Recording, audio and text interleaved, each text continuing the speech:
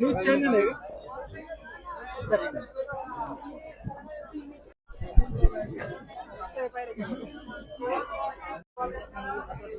भीमा कोरेगाव विजय स्तंभाजवळ भीमा कोरेगावला रणस्तंभाला अभिवादन करण्यासाठी या ठिकाणी राज्य आणि देशभरातून अनुयायी लाखोच्या संख्येने आलेला आहेत। मात्र या ठिकाणी जर आपण पाहिलं तर पुस्तकं जी खरेदी आहे त्या पुस्तकं आणि ग्रंथ खरेदीसाठी मोठी गर्दी या ठिकाणी आहे। ज्या पद्धतीनं चैत्यभूमी असेल दीक्षाभूमी असेल या ठिकाणी गिनीज बुकामध्ये नोंद होईल असे 4-4 कोटीची पुस्तकं विकली जात आहेत। अशीच पुस्तकाची ग्रंथ विक्री या ठिकाणी भीमा कोरेगावच्या रणमैदानात होताना दिसतंय। विशेष म्हणजे या ठिकाणी जागतिक ख्यातीचं पुस्तक ज्यांनी लिहिलंय जगदीश ओहोळ माझ्या सोबत आहेत, त्यांच्याशी आपण बातचीत या ठिकाणी करतोय। सर काय सांगाल? प्रचंड पुस्तकाला प्रतिसाद आहे, उदंड प्रतिसाद आहे, काय एकूणच आपली भावना आहे? विजय स्तंभाला अभिवादन करायला बाबासाहेब दरवर्षी 1 जानेवारीला यायचे आणि आता देखील हा जो जनसमुदाय आहे तो लाखोच्या संख्येनं उसळतोय। काय भावना आहे आणि या पुस्तकाला कसा प्रतिसाद आहे? मी पहिल्यांदा हे सगळं पुस्तकाचं माझ्या पुस्तकाबद्दल बोलण्याआधी एक वाक्य बोलेल, ते वाक्य इथल्या प्रत्येकाच्या काळजापर्यंत जाईल। ज्यांच्या पूर्वजांनी या मैदानावरती तलवारी गाजवल्या आणि युद्ध जिंकलं त्यांचेच वारस आज याच मैदानावर लोकशाहीतली पुस्तकं गाजवत आहेत आणि विचारांचं मैदान जिंकत आहेत। अशी ही लढाई आता नव्याने सुरू झालेली आहे आणि लोकशाहीच्या लढाईमध्ये आपण तुम्ही आता जे म्हणालात आपलं मुंबईमध्ये नंतर नागपूरला जी रेकॉर्ड होतात पुस्तक विक्रीची, मी तर म्हणतो त्यापेक्षा मोठे रेकॉर्ड आता या भीमा कोरेगावच्या मैदानामध्ये होत आहेत। आज इथं 20 लाखापेक्षा जास्त अनुयायी इथं आलेले आहेत आणि तितक्याच ताकदीनं ते सगळे अनुयायी आज या पुस्तकांच्या स्टॉलवरती आलेले आहेत आणि खूप प्रचंड प्रतिसाद सगळ्याच पुस्तकांना आहे।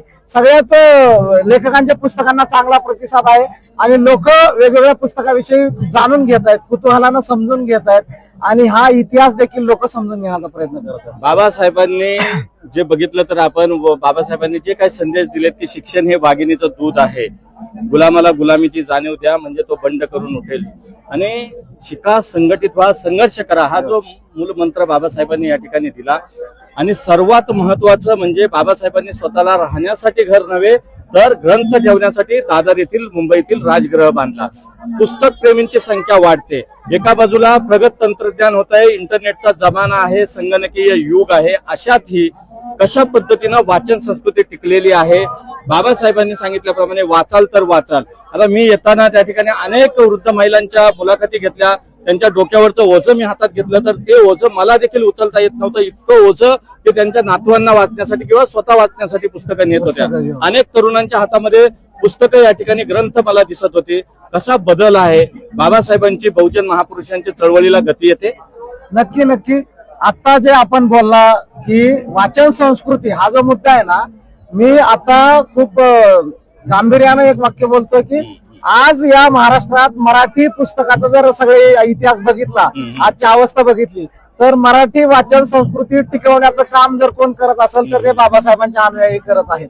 कारण दर महिन्याला बाबासाहेबांच्या विचारांचा एक कार्यक्रम या महाराष्ट्रामध्ये कुठे ना कुठे मोठ्या प्रमाणावर संपन्न होतोय, मोठ्या प्रमाणावर होतोय। छोटे तर रोजच चालू आहेत पण मोठ्या प्रमाणावरती मोठा कार्यक्रम एक संपन्न होते आणि तिथं लाखोंच्या पुस्तकांची उलाढाल होते आणि ही वाचन संस्कृती हे सगळे भीम अनुयायी टिकवण्याचं काम करत आहेत आणि खूप ताकदीने करत आहेत आणि त्या माध्यमातून लेखक, प्रकाशक आणि विक्रेते ही सगळी फळी जी जगवण्याचं काम, त्यांना काम देण्याचं काम हे सगळे वाचक करत आहेत। ही खूप मोठी क्रांती बाबासाहेबांच्या विचारातून होत आहे आणि आजच्या या दिनाला एक वेगळं महत्व आहे। काय महत्व आहे? आज जी तारीख आहे 1 जानेवारी 2026 आहे। आजपासून जेव्हा आपण 99 वर्ष मागे जातो तेव्हा 1 जानेवारी 1927 या दिवशी बाबासाहेब या स्तंभासमोर आले होते आणि त्या बाबासाहेबांच्या येण्याचं शतक महोत्सवी वर्ष सुरू झाले। ही खूप क्रांतिकारी गोष्ट आहे की बाबासाहेब या मातीत आले, त्याचं शतक महोत्सवी वर्ष सुरू झालेलं आहे आणि हे अख्खं वर्ष वेगळ्या प्रकारे बाबासाहेबांचा हा जो संदेश आहे की तुम्ही भेड बकरीचे अवलाद नाही, तुम्ही सिंहाचे छावे आहात, हे बघायचं असेल तर या स्तंभाजवळ या आणि तिथं वाचा। हे बाबासाहेबांनी इथं येऊन सांगितलं, हे समजून घेण्याचं हे वर्ष आहे। हे काय समजून घ्यायचं आपल्याला तर तो काळ तलवारीचा होता, आजचा काळ हा लेखनीचा आहे, लोकशाहीचा आहे आणि त्या लोकशाहीमध्ये हे सगळे बाबासाहेबांचे अनुयायी त्यातलं जे युद्धाचं शस्त्र आहे पुस्तक त्याच्यावर प्रेम करताना दिसत आहेत. हे खूप चांगलं चित्र आहे. सर मला सांगा, स्वातंत्र्य, समता, बंधुता, न्याय आणि समतेचं प्रतीक म्हणून देखील हा विजयस्तंभ ग्वाही देतोय. जगभरामध्ये आपण या पुस्तकाचं शीर्षक दिलंय जग बदलणारा बाप माणूस.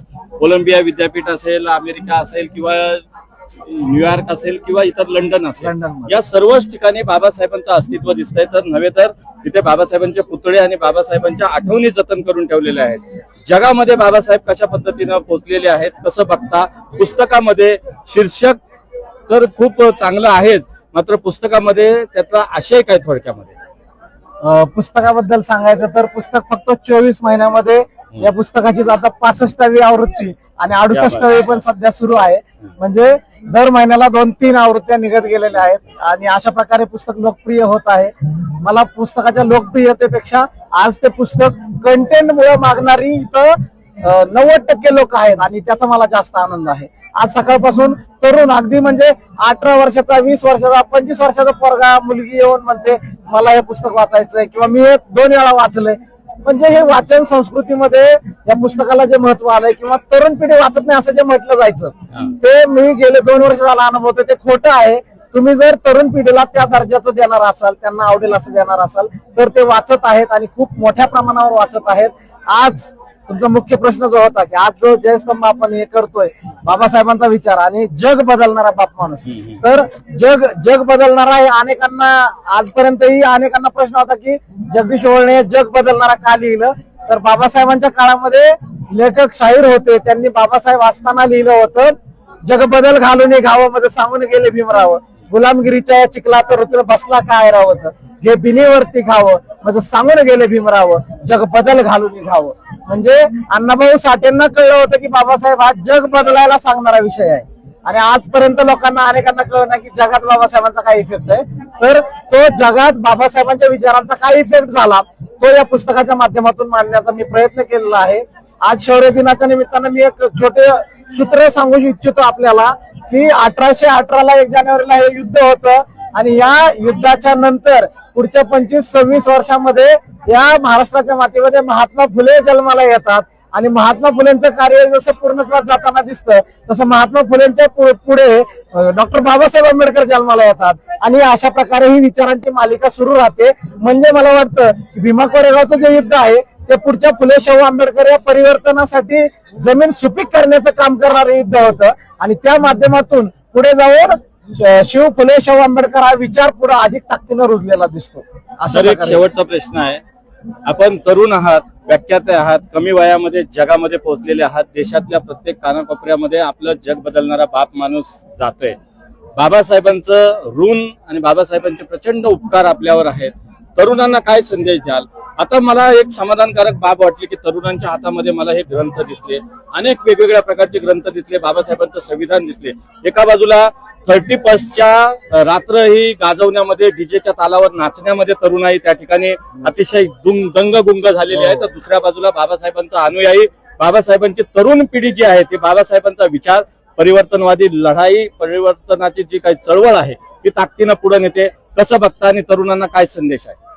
नक्की गेल्या मागील 10 वर्षामधलं हे अधिक जोरात झालेलं परिवर्तन आहे की हा सगळा जो आंबेडकरी समाज आहे, आंबेडकरी तरुण आहे, हे म्हणजे मला तर आज दुपारी एक जण हॅपी न्यू इयर म्हणल्यावर माझ्या लक्षात आलं की नवीन वर्ष चालू झालंय. म्हणजे भीमा कोरेगाव हा इतिहास आणि त्याचं सेलिब्रेशन इतक्या मोठ्या स्तरावर गेलेलं आहे की अनुयायी ते व्यसनाकडे किंवा ते सेलिब्रेशन तात्पुरतं हे